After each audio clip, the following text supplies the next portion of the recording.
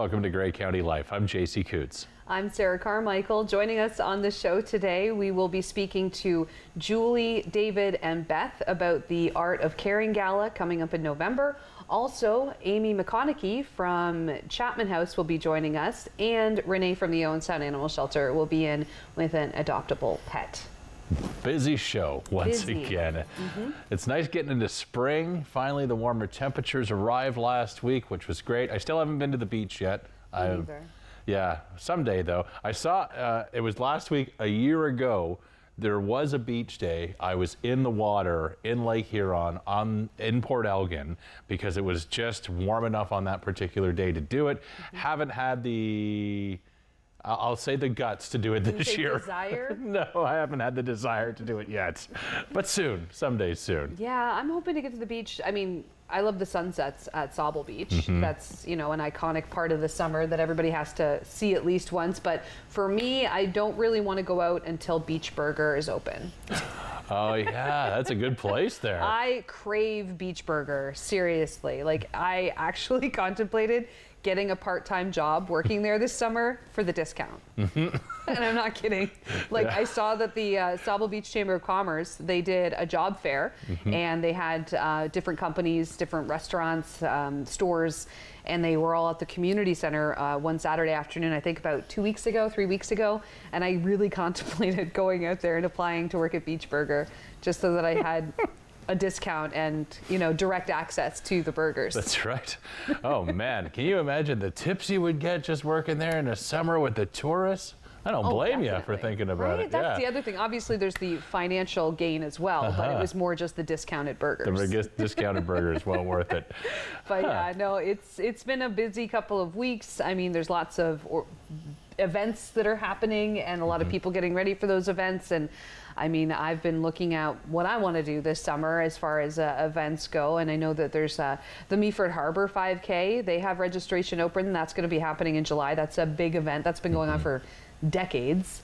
And so that's one that I'm hoping to participate in. It's a fun run, if you will. I know Cobble Beach is also having a fun run too. This year, so there's lots of things like that going on, and Amy from Hospice is here to talk about the hike for Hospice, so that's another one that's going to be coming up in the next month. And I'm just kind of looking at it thinking that I want to stay busy this summer but not too busy. Yeah, I don't know what not too busy looks like for you, because I don't think that you can sit still for more than a second without like just moss immediately growing up your arm. Honestly, I'm honestly afraid if I sit still for too long, I just won't ever move again. Like, my bones will, like, my muscles will seize because I don't often stop moving. I mean, my load is a little bit lighter now that the Owen Sound Attack are finished with their season, so I actually have my Saturday nights free. But to be fair, I don't know what to do with that. So that's why another reason I thought about working at Beach Burger. I could get Saturday night shifts, and you know, the young kids don't want to work Saturday nights. I could work the Saturday because I'm 40. Like, what am I doing on a Saturday night? I'm not going out. Wrangling dogs, I guess, is the other option that you have. How are Remy and Wes these days, by the way? Have they gotten up to anything as of late? Well, they're destructive. Yeah. We know that. They put a hole in our drywall. I don't remember if I shared that. Happened like a week or two ago. And yeah, there was a hole in our drywall. We went for dinner at Montana's, came home, hole in the drywall. We don't know who did it, but I have my suspicions that it was my 90-pound yellow lab. Yes, he weighs 90 pounds. I had him at the vet to get his tick meds. Reminder, get your dogs and cats their tick medications. It's tick season. And they had to weigh him. And so, yeah, he's 89.3 pounds. 2 years old. Is that on par for where he's supposed to be, or heavy? No, they were like, oh, you know, most put on a little bit of weight over the winter. I was like, same. But we're definitely going to try to get that down a little bit. Remy, our chocolate lab, is 86 pounds. So they both have a few pounds probably to lose, because it's not good for their joints, right? Especially with labs, they're pretty infamous for like knee and hip problems. So we do want to keep them a little more slim than they are right now, I think. But yeah, so they destroyed a drywall, and also my yellow lab somehow got into the cupboard and found the cat food and ate it all. It was in the cupboard. Now, was the cupboard elevated, or is it at like Well, it's actually a snow's closet. height? It's actually a closet in our spare room, which is where the cat stuff is. That's where the litter box and the cat tree and stuff. I have the cat's food up on the cat tree so that the dogs don't get into it, because they will eat it. And so I have this spare closet, and I keep some of my clothes in there, and there's like blankets and things like that, and that's where the cat food bag is. So somehow he got this closet door open, and he got this bag of cat food out, and he took it down the stairs and took it into his crate. And that's when Ryan found it. He just found this like torn up thing, and he texted me. He's like, "What was this?" Because it was just paper, right? He got his food to go. So he somehow got it downstairs without Ryan noticing or hearing any of this commotion. Ate all the cat food and shredded. He was trying to destroy the evidence. Is what happened. He was shredding this, trying to get rid of it. Which, I mean, you do have to give him some credit, right? Because you got to cover your tracks. Exactly. How big of it? Like, is this the little like 5-pound bag, or was this a big one? No, it was a small bag, and it wasn't full, right? But I don't know exactly how much was in it, so I don't know exactly how much he ate, and I'm terrified for what's going to be happening in the next 24 hours. Well, I can tell you from experience, you're probably fine. Yeah? Yeah, I mean, it might be a little bit bigger when you go to pick it up, but other than that, it should be fine. It should be solid. I don't understand. I had just fed him his breakfast, and how did he even find it? And why today? Yeah. Like, why? I mean, we've had this cat for years. This isn't the first time I've kept cat food in this cupboard, or in this closet. I don't understand. These dogs, they really do, own us. So now I have to keep an eye on my dog for the next 24 hours and make sure he doesn't have some weird reaction to eating all this Whiskas. But anyway, that's just another day. He'll be fine. Your dogs are angels compared to my dogs, I swear. They really are. Oh, People keep telling us we're lucky, and I'm starting to think that we might be. Yeah. We're lucky today to be blessed with a lot of amazing guests. Renee, as mentioned, is going to be here in a little bit with an adoptable animal. We're also going to talk to Amy about the hike for hospice that's coming up in the month of May. And we're going to be joined by 3 amazing local children's charities in just a few moments to talk about the Art of Caring Gala that's coming up. Stay tuned. It's a busy one on Grey County Life.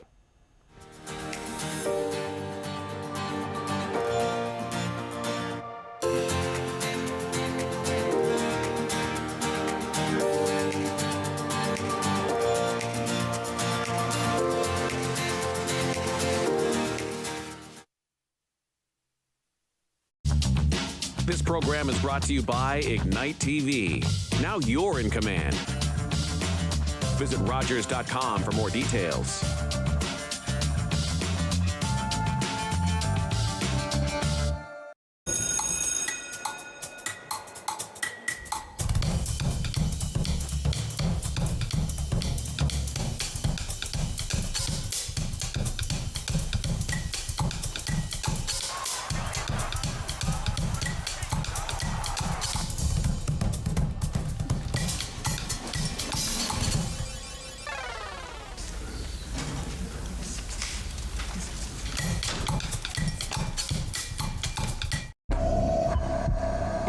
This is a man's heart, a heart in desperate need of medical attention.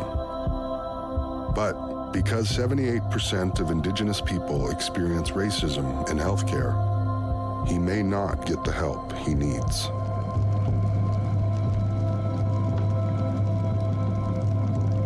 Become an ally. Rise above racism in healthcare. Every year, dozens of Canadians are killed or seriously injured because they take risks around railway tracks. Talk to your loved ones about rail safety. Visit stoptracktragedies.ca.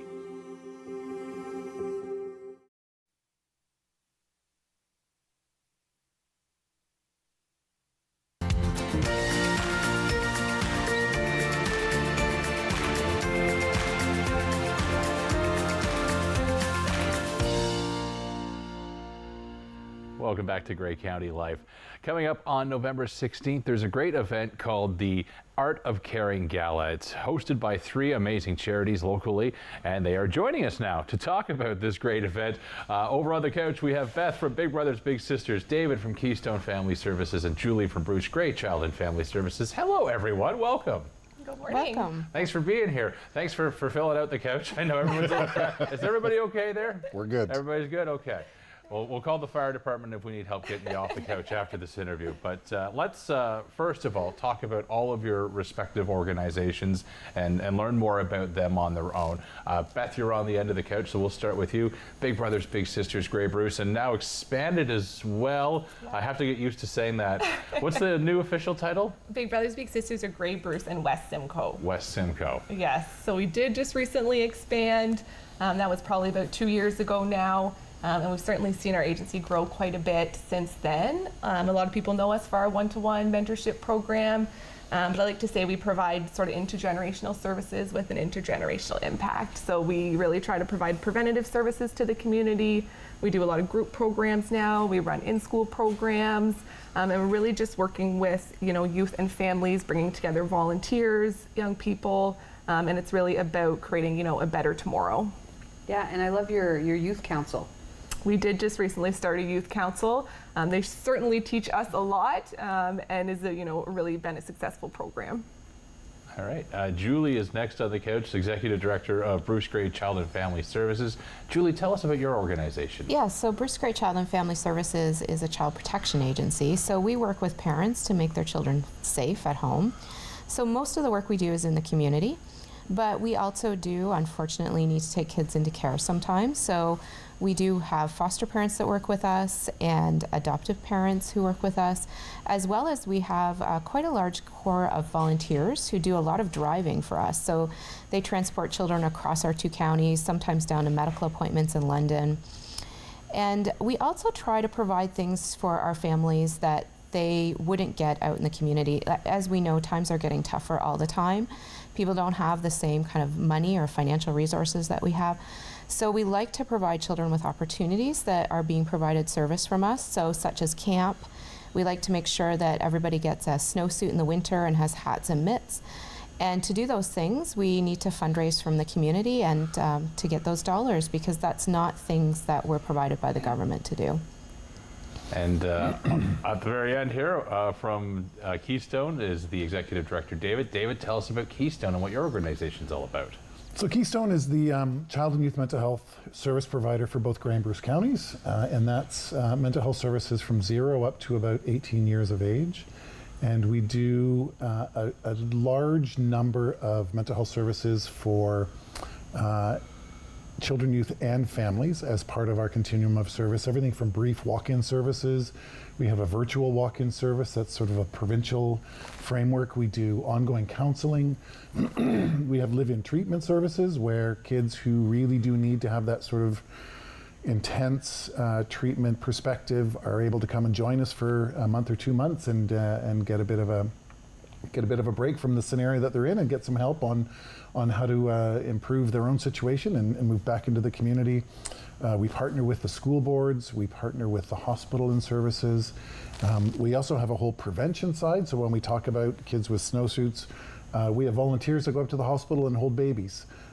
We have groups that come in and learn life skills around healthy eating and taking care of little ones so that we progress them into high functioning and contributing adults. So that's our agency. Wow. It's amazing to have the 3 of you together, because I know you probably collectively lose a lot of sleep thinking about the kids of Grey and Bruce and making sure that they're taken care of and protected. So let's talk about why you are all working together. Is this the first time that you've all kind of teamed up for a charity event together? Yeah, it is. This is the first time we came together because we are the youth serving organizations in Grey and Bruce County, and we all want the best for the youth that live here locally. We see youth as the future, and we thought we would have power if we came together and could do something collectively for children and youth in our 2 counties. So we had this idea that if we could get together, not only, our partnership is expanding into service too, so how can we also partner together to provide better service? That's a positive outcome of this conversation that we're having about fundraising. But we also thought if we came together and put our 3 agencies together, the people power that we have, the brand name that we have behind us, and then collectively could we fundraise as one organization? We're also, or as one group together, we're also conscious, people, they want to give their dollars where they're going to make a difference, and the dollars to come to this fundraising event is going to make a difference for 3 agencies. And collectively, how many youth are we? 8,000 youth. Wow. 8,000 youth will be helped by just this one event. This one event. That is amazing. What's the goal for this event? What's the? I'm sure you have a fundraising number in your head, even though it's the first one. But what kind of are you hoping for as a result of this? Yeah, so this year we're hoping that we raise $150,000. So as Julie mentioned, going towards each of our agencies, sort of evenly distributed.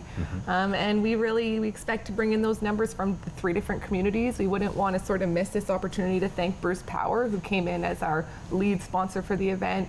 We were really excited about that. They believe in supporting young people in our community. They do, a lot of great work in our community.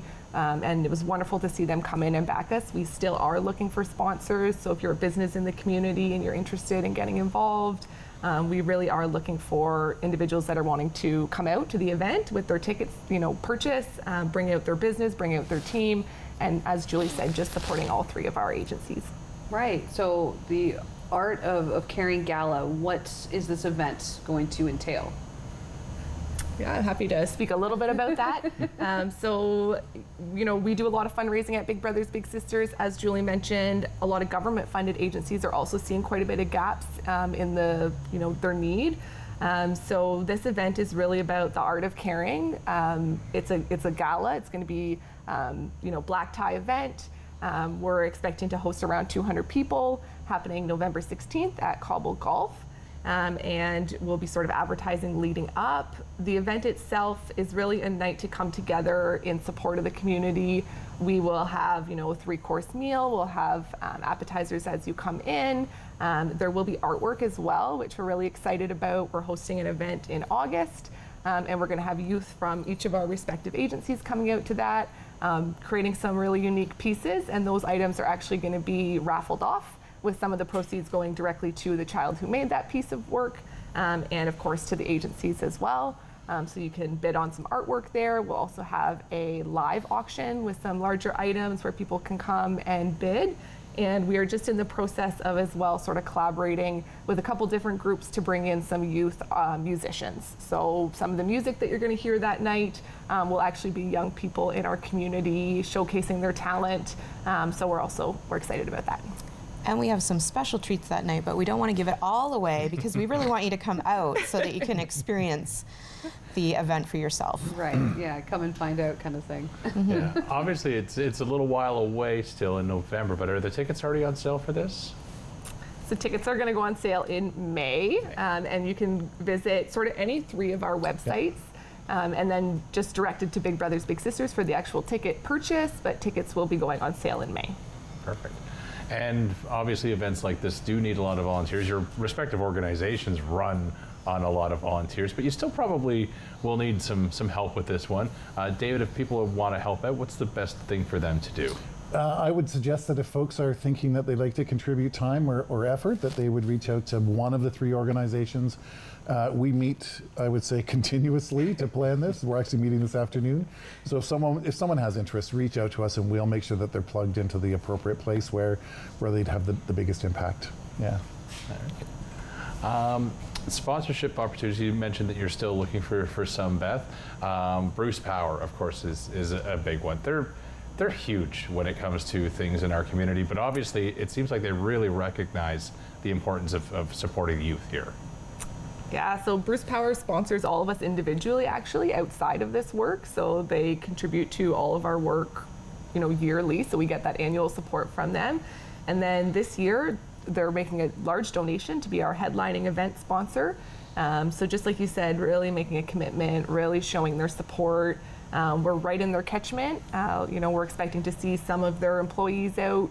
And as you mentioned, we still are looking for some corporate sponsors to come in to, really promote their business as well and the work that they do in the community and show their investment in what we do. So absolutely, we are looking for sponsors for the event as well.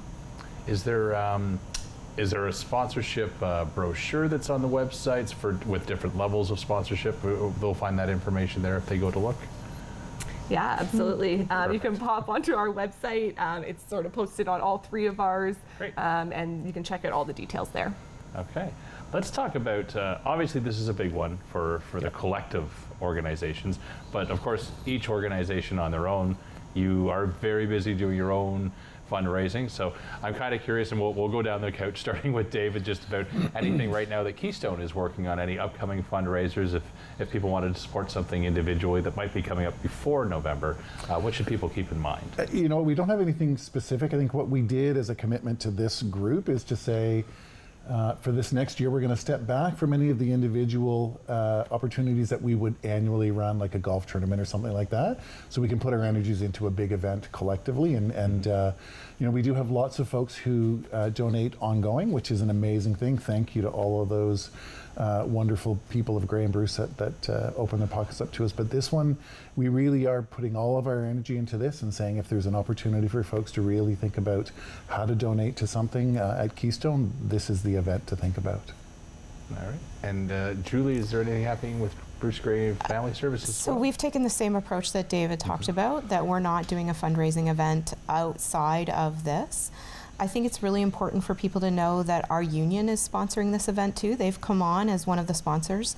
So I think that really speaks to the commitment that staff have to the children and youth that we serve, that they really see themselves as wanting to contribute in, you know, as a union to the success of this event. I will say that we could always use volunteers, so we are always looking for more foster parents. So if anybody has an interest in that, to please contact us. And we do need volunteer drivers. So like I was mentioning earlier, we do transport children to different appointments. They come for visits with their parents, they go to medical appointments. They need transportation between foster homes, sometimes to school. So if a child comes into care, we try to keep them at their same school until there's a natural break in the school year. So also transportation to school. So anybody who has an interest in volunteering in any of those capacities, we would welcome them to call us. All right. And Beth, how's Big Brothers Big Sisters doing these days with the bigs? Do you have lots of bigs, or are you still looking for mentors? We are still looking, as you both know and have highlighted for us so wonderfully in the community. We are still looking for volunteers. Right now we have about 100 volunteers in our program that service and support the youth. It's a really important week for us because it's National Volunteer Week, so it's a great way to highlight the work that they're doing, and we thank them for that. But we have something called our 100 Hearts campaign that you can see on our Big Brothers Big Sisters website. We have just over 100 youth right now who are looking to be matched across our 3 counties. And you can go on our website, see a personal story about that youth, and see what county they live in. Maybe you see a connection there for yourself as a volunteer. So that campaign can kind of tell you about some of the volunteer opportunities. We do fundraise all year long, a little bit different position. We aren't necessarily government core funded, so we do fundraising all year long. We just finished up our Bowl for Kids' Sake event, and we will do our annual Golf for Kids' Sake event that will be happening in August. So any golfers are welcome to keep an eye out for that. And then, of course, this event, in November, just to sort of close off our year, do something a little bit different, really focus on collaboration. So those are going to be our big 3 for the year. Yeah, and your golf tournament, we've both played in it before, and we know that that's just a good time. Neither of us are skilled golfers, but we've gone out and we've had a good time. Or should I speak for myself? No, not good golfers at all. I mostly look forward to the steak dinner at the end. That's my highlight for me. That's the goal, is to make it to the end of the day, so you get the it's steak great dinner. Steak, yeah. There's a reason I'm not out there on the course. That's awesome. With this event in November, we've still got a few minutes left, but is there anything else we should know about the Art of Giving Gala that's coming up? You know what, I would say what this is a collective commitment to supporting youth across both of our counties. And the effort that we're putting into this, I think, is representative of our commitment to our communities and our commitment to our kids and our families. And I think that you'll see that represented in both the venue and particularly the art and the entertainment. It's going to be a showcase for our local youth and for our families and our kids, and it's going to be an opportunity to really think about how to support us collectively, which is a different approach for some areas and certainly for our organizations. It's, I think that people don't have necessarily the money that they may have had in the past to donate to multiple events, and so this is an opportunity to say, if I want my funding to have a bigger bang for that buck, then this is a way to do it. Yeah, there's power in numbers for sure. Exactly. And as you said, collectively, 8,000 youth from the area are going to be benefiting directly from this event, which is just incredible. So. Yeah. And it dispels any notion, not that I think many people would have a notion that charities compete against each other for money, because I mean, to an extent you do, but here you are all working together. Just out of curiosity for the story of how this all came together, Julie, is there any history behind this? Do you guys just all go way back, or how did this all kind of start? No, we don't actually go way back. We're all fairly new in our positions within the last couple of years. And I think just kind of in conversation with each other, I think we all kind of reached out to each other to say we're all new. Can we support each other in different ways? So then we developed a personal relationship with one another. And out of that, comes good ideas like, how can we work better together? And then out of the how can we work better together conversation, it was, oh, well, we're all fundraising. Why are we competing against one another? Can't we do an event that would benefit all of the children and youth in Grey and Bruce counties? So that's kind of how the synergy happened. I think it's about relationships and relationship building with one another. We only compete for a spot on the couch. Yeah. That's right. Not a seat at the table. It's No, it's the couch. That's right. Well, it's amazing. As times are changing and becoming more challenging, approaches need to change, and all three of you have stepped up and you're doing something amazing. So thank you so much for being here today to share with us the Art of Caring Gala. It is happening on Saturday, November 16th at Cobble Beach. Tickets for this event are going to be on sale beginning in May. You can check out the respective websites for each charity: Big Brothers Big Sisters, who have been here, Keystone, and Bruce Grey Child and Family Services. Again, thank you all for being here, and stay tuned. We've got more coming up on Grey County Life.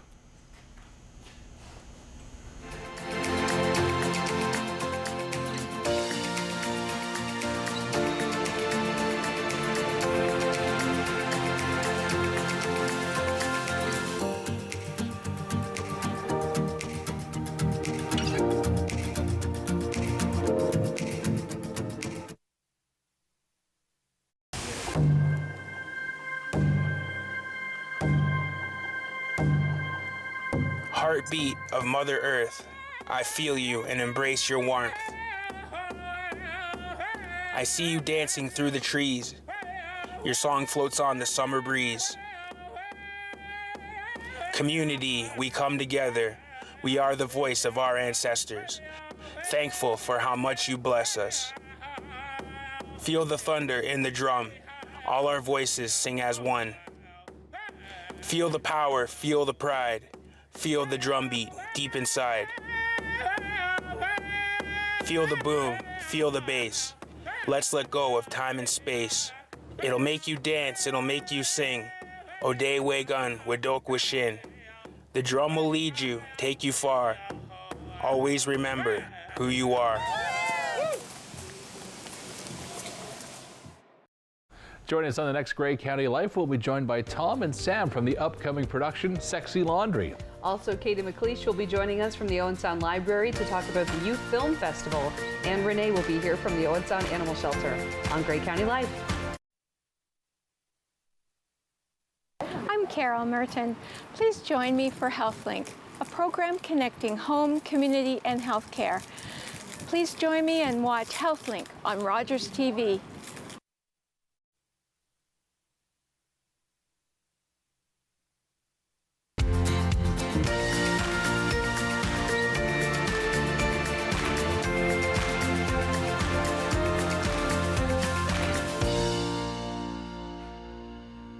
Welcome back to Grey County Life. Joining us in studio, representing the Grey Bruce Hospice organization, we have Amy McConaughey, Donor Relations. So Amy, first off, tell us a little bit about Grey Bruce Hospice, Chapman House. Sort of what does the organization do? So we are the 8-bed hospice for Grey and Bruce. So we provide exceptional palliative care to anyone in the Grey and Bruce communities living with a life-limiting illness with less than 3 months, usually is the trajectory, where they could come in and we would take care of all of their needs and their family too. We support them also. Yeah, it's a special place. Absolutely. Definitely, and it provides a lot of comfort for those who are going through a lot of, emotions. Absolutely. And their families, and it allows the families to be families. 100%. Speaking from experience, when you're in that situation, it can get really overwhelming with all the symptoms and pain management, and you kind of lose the focus of being that daughter, that wife, that husband, and this way you get to just be with them at hospice, and the staff there take care of all of those symptom management. The doctors are amazing, and I just can't say enough about it. Yeah. You get me every time with the radio commercials, with the testimonials and the stories from, like, every time I'll hear one, and I think there was one a while ago about a gentleman whose dog was allowed to come in and be with him, and every time I heard it, I was just like, ugh! It's like just in the field. That's one of my favorite stories, actually, and that's just a testament to Grey Bruce too. I think we live in such a small, nice, tight-knit community that people just do work together to do special things like that, and that gentleman had to surrender his dog, and the rescue actually reached out to me saying, like, could we make this happen? And I thought, well, we can ask if he wants to, because some people might just want to have pulled off that Band-Aid and not go back. But it was amazing for both Eddie and Ruby, the dog, because their transition was better because of that. Ruby was a better dog because of it, and Eddie had a nicer experience at hospice. The volunteer brought that dog in 3 times a week to see Eddie, so it was really special. Amazing. Yeah. Amazing. Now, I understand that the programming and the services offered are relying heavily on fundraising. Absolutely, yeah. Unfortunately, we are less than 50% funded, so 46% approximately this year from the government. So that's about 1.4 million we need to fundraise each year. Again, Grey Bruce is an amazing community, and we usually have no problem with our campaigns, our Hike for Hospice, and also our end of year campaign. So that's where you might have seen those stories. We send out a newsletter, and people are very kind. Also memorial donations too. If someone has been a resident of Chapman House or not, some people are just passionate about Chapman House, they'll mention us in their obit, and funeral home donations are huge for us too. Yeah. And now the Hike for Hospice, this is a big, big fundraiser. It is, yeah. And you have it going on in multiple locations. Yeah, so before COVID, we did do multiple hikes in one day. It was a lot. So now we're taking a different approach this year to 4. So every weekend in May, we'll be in a different location across Grey Bruce, and that's also to spread the message that we're not just Owen Sounds Hospice, we're the Hospice of Grey Bruce. So kicking off on May 4th, we'll be at Hanover at the P&H Center, where we will be doing some line dancing, and then we'll carry it outside about 1 o'clock and do a hike around the Hanover racetrack. The next weekend, May 11th, we're in Meaford at the Harbor Pavilion, and we are having lots of fun there. We're doing a barbecue, there'll be live music, rock painting, there's a scavenger hunt for the kids. The Shoe Tree in Meaford has been tremendous sponsor for us for the auction as well, that's running alongside of the hike, and so they'll be down at the harbor with a couple of tents from Blundstone and Keene, so it promises to be a great day, as weather permitting, hopefully. And then on the 18th, we're in Southampton at the Long Dock Pavilion. They're doing a walk along the boardwalk, and then wrapping up May in Owen Sound at Harrison Park, which is also going to be a big barbecue, live music. Don Brennan Suitors, Highland Dancers will be there. We'll have some live piping, and local radio stations will be there also. That's incredible. Yeah. Now, if you live in any of the communities you just mentioned, if you're in Meaford, Owen Sound, Southampton, Hanover as well, and you want to volunteer for the walk, what's the opportunities like? How do people sign up? And you can visit us on our website, so www.greybrucehospice.com, and all the information is there under events and then Hike for Hospice. Perfect. Yeah. Yeah, is there a fundraising goal this year for how much you're hoping to raise through these events? 1.4 million. In an ideal That's right. scenario, you're going to hit that necessary target. That's right. That would be the goal. But we did mention too, alongside of the hike, we're doing a silent auction as well. So I was looking at the website this morning. I was checking out some of those items. So, I assume the majority, if not all, have been donated. Absolutely, from our amazing community. Yeah. And what are some specific items that people can look for that silent auction? So there's something for everybody. We have oil for maybe the mechanic in your life. We have a wonderful Killarney Lodge trip. I would say that's the big item. We have a flight package. It's a 90-minute flight tour from Billy Bishop. I think they go down to Tobermory and around the peninsula. I've been told it's beautiful. A gift certificate to some local restaurants, Shanny's, $500 gift certificates to Shanny's. So the shoe tree again really stepped up. We have all sorts of New Balance and Morale gift certificates. Just check it out. Again, you'll find that on our website too. Right, and there's also, I saw a cheesecake that you can bid on. Yes. I saw it was like $150 already. No, that's the butter tarts. The cheesecake's at 100. The cheesecake though is amazing. I had one of our PSWs made it the other day, and we all shared it within the house. And I just said, we should put in some, because there's a hospice down the line that put in an apple pie, and it raised over $60,000. Not that I thought that these would, but so yes, I submitted my butter tarts, and Nancy submitted her cheesecake, and they are doing really well. That's awesome. I love it. Yeah. Yeah, there really is something for everybody. There really is. Yeah, and kids too. There's some neat little theater packages and stuff. Amazing. Yeah. And then is there a raffle that's happening as well for a motorcycle? Did I see that? That's another fundraiser. So that's what we call third-party fundraising. So that's when another organization or a group of people do something and give back to us. So every year, that is the Road Relics group. It's a motorcycle group in Hanover.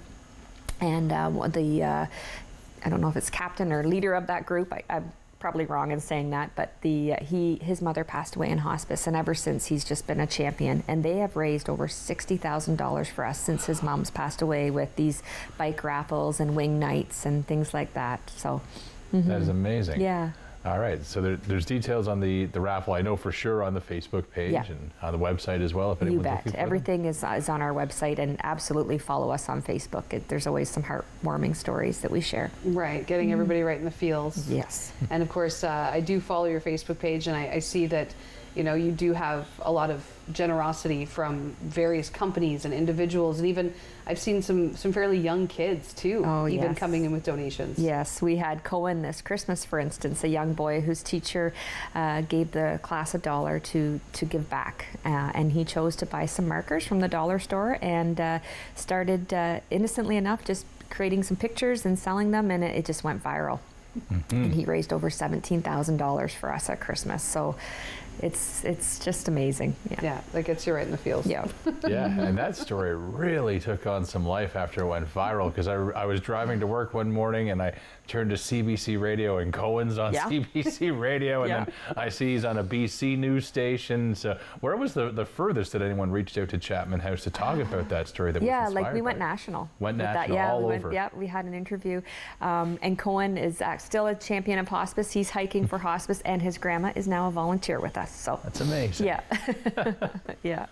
Now, when it comes to volunteering, I would imagine that volunteers make things work at 100%. Chapman House. And how many volunteers would you say you have currently in-house? I would say actively 100. Wow. And I just want to emphasize that we would be nothing without our volunteers. Again, the funding, we can't afford to staff like we would like to, but it's because of our volunteers and our amazing clinical staff that we're able to provide the care we do. And I always tell them all, I might be the fundraiser, but you guys are the ones that do the work. And it's because of the way they give and care that makes our community want to give back.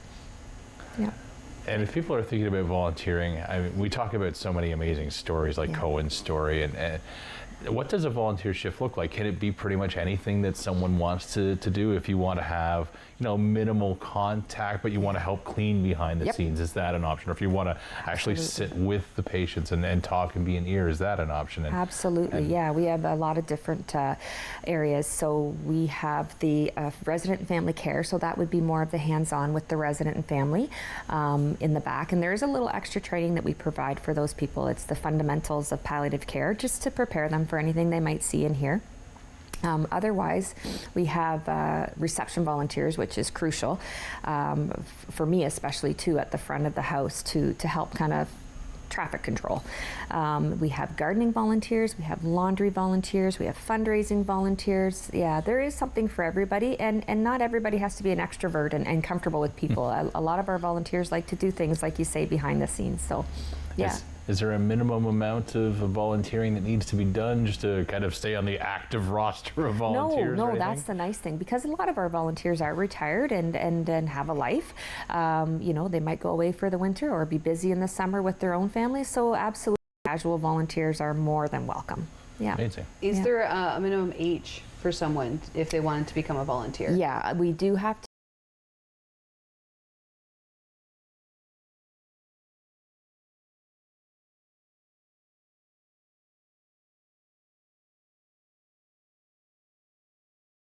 I've seen too, there has been some visits from goats and dogs and all these different sort of animals that come in. I would imagine, is that set up through the volunteers? So that's usually just, again, like a call to me maybe, and or a request. At Christmas time, I saw on Instagram a chicken that went viral that had lights. It looked like the lights were inside the chicken, but it was just because of the fluff of the chicken. And so it's just simply a text saying, hey, would you be interested in coming to Chapman House? And my sister had a litter of puppies that we brought in. Dogs and babies are always welcome. We had one resident who was about to have a litter of kittens before she came in, and unfortunately the kittens hadn't been born, but they did after she became a resident, and we brought the kittens in to see her too. So there's nothing there, I shouldn't say there's nothing, but we try to make everything possible for our residents and families there. Yeah, so they can feel their best. Absolutely. And they're most comfortable. Yep, celebrate living. And it sounds kind of cliche, but I like to say that people come to Chapman House, to hospice, to finish, not to die, but rather to finish living. Right. So, yeah. I know a lot of, and you mentioned the support in the community, especially from businesses, is tremendous. I can't imagine many places say no to Chapman House. Are there any immediate right now needs of Chapman House that if someone who runs a business is watching going, I can fix that right now? So like if a TV's out and you need a new TV, is there anything like that right now that you need someone to step up and help with? Well, right now, actually, it's funny you say that, because I was tasked with getting some mulch and topsoil. Our gardening volunteers would like to make our flower gardens look nice. So that is an immediate need. So if there is any business out there that would like to help us with that, feel free to contact me at Chapman House. We do have a wish list on our website. Anything from K-Pods, coffee cup K-Pods, we gift certificates to grocery stores, because we do provide exceptional food to our residents and their family, things like that, for sure. Incredible. We've got about 5 minutes left. Is there anything about Chapman House that we don't know about, that we haven't talked about yet, that we should know about? Well, I think it's important to note that our care doesn't just end when the resident passes away. We have bereavement support. They're also volunteers. We have spiritual care and social work as well. But I think it's important to note that even after your loved one passes away, we follow up with support and bereavement groups if you're interested in that. So, and it's that whole encompassing care that it provides. It doesn't end, and we always say that to our residents, families after the death of their loved one. This isn't goodbye. Come back, see us. Yeah, absolutely. Because, as you said, because they form a bond with the volunteers and with the staff, and they, create friendships. while they're there, because as you said, a lot of the of your clients that are there for a few months, and so their family will be there fairly consistency for a few months. So it's nice to know that there is still that afterwards. It's not like, okay, well, they're gone now, goodbye. Like it's their continued relationship there and nurtured. And I would imagine that a lot of the families then end up becoming volunteers. You bet. I was just going to say that, Sarah, for sure. That's a lot of how we get our volunteers. That's how I happened. Right. My mom was a resident, and I just fell in love with the care and started as a volunteer. And it's that passion, it's that love for the place that makes you want to give back. Amazing. And how long have you been donor relations with Hospice? I think it's 5 years now, going on 5 years. Yeah. Wow. Yeah. All right. All right. So the best thing for people to do right now, check out the wish list on your website. You bet. Also, they can sign up for the hike. So whether it's the one in Owen Sound that's closest, Hanover, Saugeen, or Meaford, depending on location. I like that you're doing it in numerous areas, because that way, people from Meaford don't have to drive to Owen Sound, etc. It kind of makes things a lot easier for people, and they can sign up on your website, start the fundraising. And is there like a minimum that each person has to raise? Not at all. And I also might like to add that you don't have to join us in person on those days. If you want to do your own thing for the month of May, that's great. And you can fundraise however you like. So we kind of, the one good thing of COVID, we kind of adopted that hybrid approach. So certainly if you're not a big out in the public hiker, we had one volunteer that did Zumba for Hospice. We've got our Highland dancers hopping for Hospice. You just have to do your thing and try to fundraise for Chapman House. Yeah, and I know people that will start at the beginning of the month and kind of like do almost like a walking challenge every day. Yes. To raise money. A friend of mine whose mother was at Chapman House, she does this fundraiser, and she does like workouts every single month or every single day for the month, and documents it, and asking people to kind of pledge her in her journey of health and wellness, as well as fundraising for Hospice. Yeah. And send us in your pictures of doing your thing too. We love to post and promote that on our social media. Amazing. Website, what is the website for people to visit? www.graybrucehospice.com. Perfect. Yeah. So if you are interested, you can sign up to Hike for Hospice, support Grey Bruce Hospice. There's lots of ways to do it, whether you want to be a fundraiser with the hike or become a volunteer. If you want to just make a straight up donation too, that is always helpful. If you have a litter of kittens or puppies that you want to bring in, or a chicken. Yeah. maybe. We've had a horse. Right? Yeah. Maybe a llama could visit in the summertime and that'd be cool. Help out with some of the gardening. Absolutely. Yeah. Goats would do that. Yeah. Amazing. Well, thank you so much, Amy. Thanks for having me, guys. Yeah.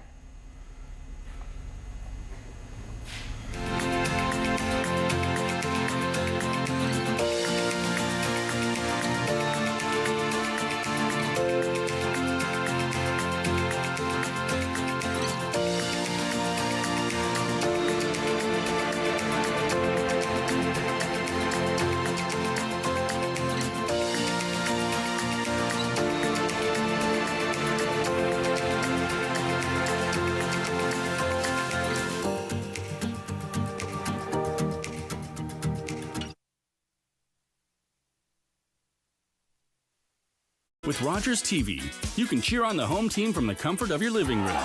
We'll head to the rink, the field, the court, or the pitch, so you don't have to. Tune in and cheer on your local amateur athletes on Rogers TV.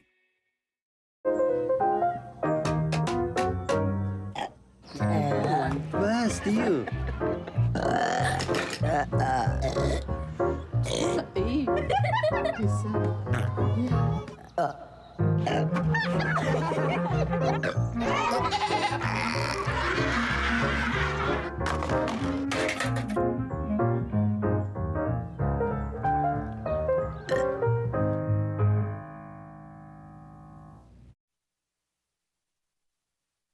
Hi, I'm Carol Merton.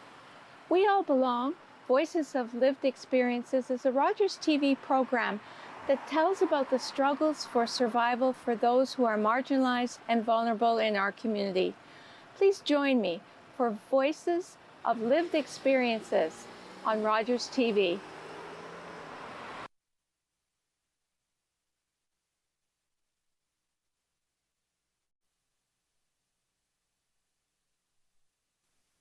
Hi, I'm Tiffany James, the host of Her Story.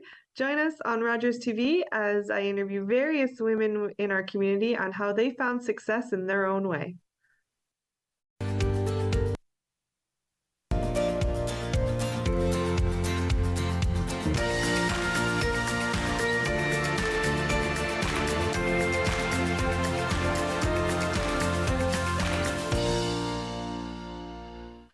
And welcome back to Great County Life. And I know it looks a little bit different here, but of course, in the world of animal rescue, sometimes emergencies do pop up. And that was the case. Renee had to run out of the studio, but we were able to make things happen this way, Renee. And I'm so glad that we were able to do this because we always look forward to this segment every week, our adoptable animal rescue segment. And Renee from the Owen Sound Animal Shelter, who are you going to introduce us to this week? Well, this is the lovely Star, and thank you for letting me do it via Zoom. It's been a long time since I've had a cat on my lap and my cell phone in my hand trying to do this. It was the way we did it for a while. I'm very glad that it is a cat, and Star is the most perfect cat to do this because she's a superstar. But additionally, as you can see, she's quite content to sit and watch TV, which is working out very well for us today. Star is a 6-year-old black female who was an owner surrender. Unfortunately for Star's circumstance, she needed a little bit of vetting. She had a flea allergy and she came to me, sorry, girlfriend, I'm going to tell everybody, rather naked. She was pantsless. So let's just say when she arrived, lower body was not furred. In saying that, it took a little bit of time, obviously, for this to grow back. I don't know if we can see her here. She's kind of got like a gray coloring coming through. She will be entirely black when it grows back. She had to have her spay. She had to have all of her weight gain, and all of those things had to happen before she could be put up for adoption. Sometimes it's a process. So she's been with us the longest of any other cat right now. Now that sounds terrible, but it's only been 2 months. I mean, that sounds like a long time, but it takes some time to grow hair and to grow fat. It takes time. I mean, not so much for humans, but entirely different for cats. So she was with us a little bit longer than she should have been, but in saying that, she's good to go, and we're hoping to see her move out as fast as possible. In her previous home, there was other animals. She's used to having dogs and cats around, and she has been a little spoiled. The good news about the little spoiled is she's used to being carried. She will let you put clothes on her. That would have been kind of handy when she was needing some. But she likes to be held like a baby and coddled and would fit absolutely anywhere. She would love a home with children who could do those sort of things with her because it's kind of what she's used to, right? I mean, she's been sitting here a good solid 15 minutes with me and she's quite okay with it.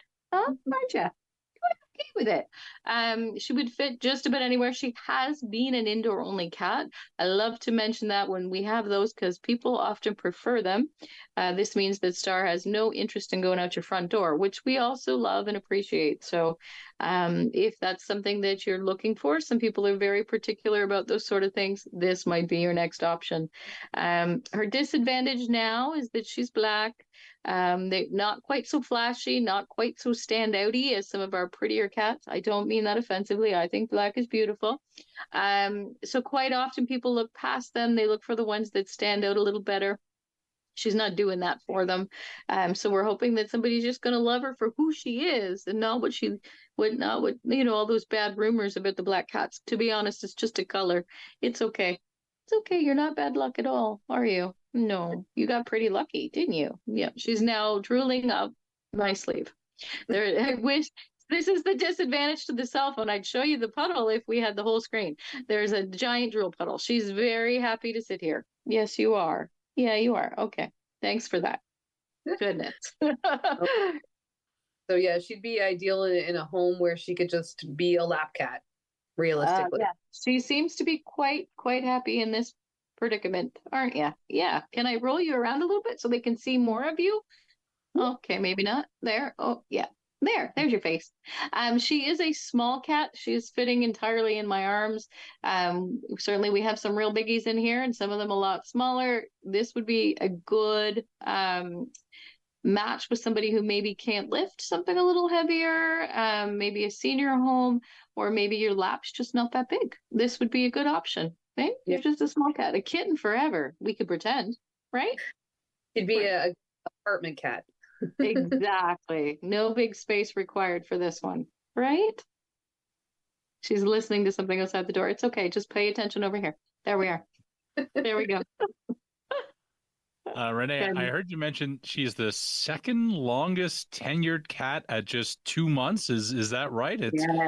Yeah. So that it sounds like cat turnover is pretty good at the shelter then. Is that what I can get from that statement? Well, I have to find some wood to touch or something as I answer this. At the moment, things are going well. I mean, we have very, very great supporters. We have super duper adoptions. To be honest, our biggest holdup is the vetting. And I don't want to make that like I'm being angry about it. It takes time. When they come in not spayed, we have to get that done. When they come in naked, we need to get that done, and these things take us a bit of time. The holdup in her case, it took us a good solid month to get her that appointment for her spay. So to be honest, that held her up longer than really anything else did, and it's just the way it works. These things take a little bit of time. We do have some priorities over the rest of the world, but they're still not that helpful. It still puts us on a list, and we still got to wait for time. But once the vetting gets done, they do seem to move fairly quickly. We're very, very lucky with that for sure. Yep, we are. Oh, and I understand all the puppies are gone. Yes. Oh my goodness, we had some puppy fun, and I'm hoping that that's the end of puppies for a while. Because I mean, holy smokes, puppies! It is starting to roll into kitten season, so I have to be very careful when I say, "Yay, no puppies," because I really don't want to bring in the kittens. But so far we're doing all right with that, and our numbers are starting to come down. I'm again crossing my fingers because my day's not over, and that could all change in my day, which is the way it often works. Right? Yeah, you never know. Now, I understand there is a few dogs though that you have in residence right now that are a little bit kind of like on the bigger side. Yeah, we're noticing a significant difference in large dog adoptions. And we understand that it takes a lot more to feed a bigger dog. It takes a lot more to vet a bigger dog. It takes a lot more to house a bigger dog. But if you're somebody who is watching who maybe has some space and a little bit of time and has been considering a larger dog, and I say this on behalf of all rescues, not just me, we're all kind of full of bigger dogs that are harder to move because of those reasons. We're just seeing a change in the world. And it's unfortunate because the little guys go out pretty quick and we feel bad for the big guy. We're like, come on, man, you're still here. And they're great, great dogs, just a little bigger, just require a little more food. But certainly, definitely give us a call if you're looking or if you have the space, or tell all your friends, because that's the way that things get done, right? Yeah, she loves watching you. She's like, oh, hello. Hey, hello. A superstar for sure, and hopefully we'll be able to get her into a home as soon as possible. I mean, 2 months isn't that long to be in a shelter. It really isn't. No. Certainly she'd be happier taking up residence on someone's lap permanently. Absolutely. I mean, I don't mind that it's mine, but we can't do this forever. We can't do it. Not forever. In fact, not much longer. My leg is falling asleep. Yeah. Oh, if we've learned anything from today's edition of our pet rescue segment, it's that black cats need homes too, and they're not unlucky, and big dogs need love too. So they do. Adopt the big dogs, adopt the cats, keep the animals moving through the Owen Sound Animal Shelter. Of course, you can reach out to Renee anytime. If you have questions anytime, you can pick up the phone and call 519-372-1123.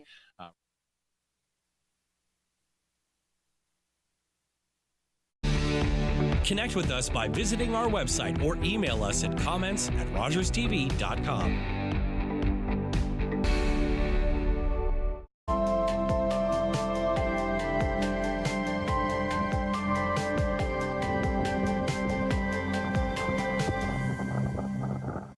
These days at your local Legion, we're marching to the beat of a different drum. On a mission to support veterans, to have fun, and to welcome everyone to our ranks. You don't have to be a veteran to join the Legion. And as a member, you'll join thousands of others serving our veterans, our communities, and our country. Oh yeah, and our Member Perks program will save you thousands on shopping, dining, products, and services across the country. Join us at legion.ca. Summer days, summer nights, lots of things to do, places to go, and people to see. If you're having a few drinks, be sure to plan ahead and get home safely. We don't want to pick you up. Drinking drivers risk injuries to themselves and others and take chances with their license, their jobs,